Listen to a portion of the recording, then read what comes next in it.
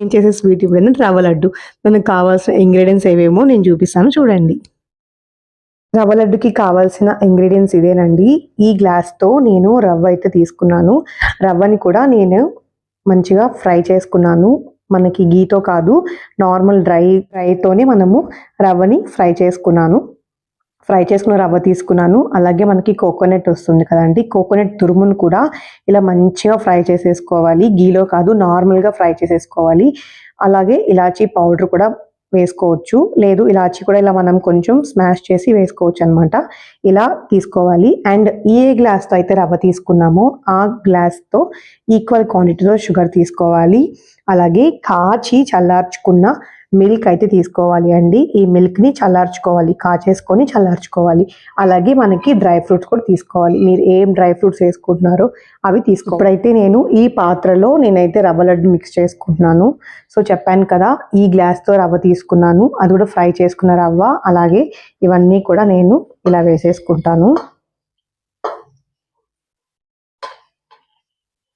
So ఇలా దీంట్లో వేసేసుకున్న తర్వాత మనము చెప్పినట్లుగా ఈ షుగర్ ఉంది కదా! షుగర్ కూడా దీంట్లో యాడ్ చేసేసుకుంటున్నాను. సో ఈక్వల్ అమౌంట్ రవ్వ ఎంత తీసుకున్నామో షుగర్ కూడా అంతే తీసుకోవాలి. కొంచెం తక్కువ తీసుకున్నా ఇబ్బంది లేదండి. మరీ స్వీట్ తక్కువ ఉన్నా కూడా రవ్వ లడ్డు ఏం బాగోదండి. ఎందుకంటే కొంచెం స్వీట్ ఉంటేనే బాగుంటుంది. సో అవన్నీ వేసేసుకున్న తర్వాత మనం డ్రై ఫ్రూట్స్ చేసుకున్నాం కదా! అవన్నీ కూడా దీంట్లో యాడ్ చేసేస్తున్నాను. డ్రై ఫ్రూట్స్ అన్నీ కూడా అలా వేసేసిన తర్వాత ఇవన్నీ కూడా ఇలా మిక్స్ చేస్తున్నాను. ఇప్పుడు అసలుదండి, ఎందుకంటే వీటి వరకు మనకి ఎలాంటి టెన్షన్ ఉండదు, చేసేసుకోవచ్చు. ఇప్పుడు మనం లడ్డు ఫామ్ చేయాలి కాబట్టి ఈ మిల్క్ ఉన్నాయి కదా, కాచి చల్లార్చుకున్న మిల్క్ని మనం ఒకేసారి పోసేయకూడదు. కొంచెం కొంచెం యాడ్ చేసుకుంటూ మనమైతే మిక్స్ చేసుకోవాలి. షుగర్ ఉంది కదా, అది మెల్ట్ అవుతూ వస్తుందన్నమాట. సో అందుకని పాలు మనం యాడ్ చేసుకుంటూ మిక్స్ చేసుకోవాలి. ఇలా ఇలా ముద్దలాగా చేసుకోవాలన్నమాట.